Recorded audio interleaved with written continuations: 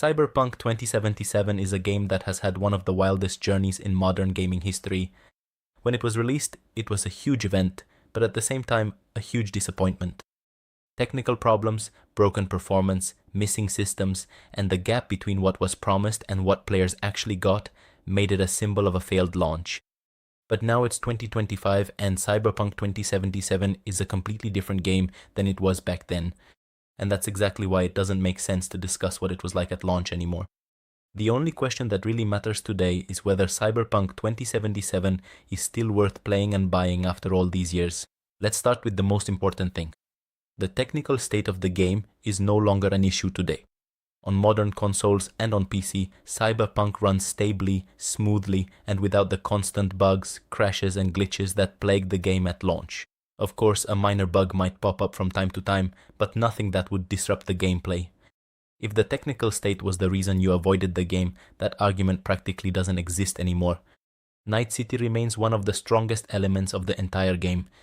Even after years, the city still looks visually incredible. The architecture, the lights, the neon atmosphere, the contrast between wealth and poverty, all of that still works brilliantly. The city is huge and full of details that you only start to notice after playing for a while. At the same time, it's fair to say that Night City is more of a backdrop than a fully simulated living world. NPC characters don't have complex routines, and the city doesn't react dynamically to everything you do.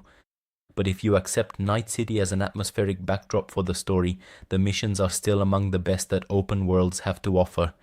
The story of Cyberpunk has aged surprisingly well. The main plot is personal, relatively intimate, and relies primarily on its characters. The dialogues are well written, the acting performances work, and even after years, some moments still have a strong emotional impact. The side quests are often even more interesting than the main storyline, and it's in these that the game shows its greatest strength.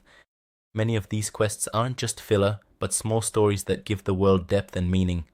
The gameplay is more balanced today than it was at launch. Gunplay feels more confident, weapons have better feedback, and combat is more enjoyable.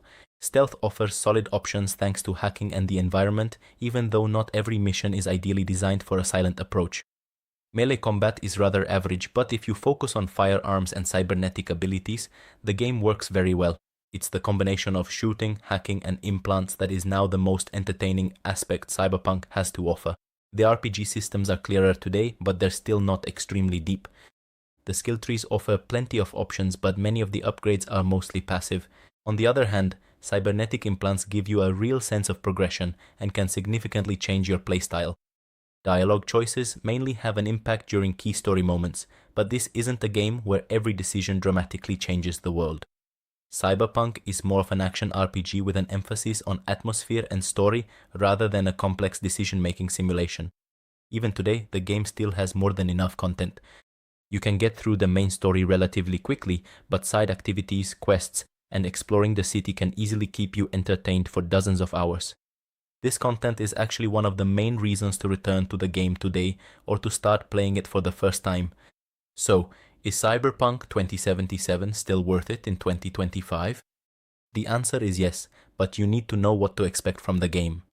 If you're looking for a strong atmosphere, a good story, interesting characters, and a distinctive open world, Cyberpunk makes sense today.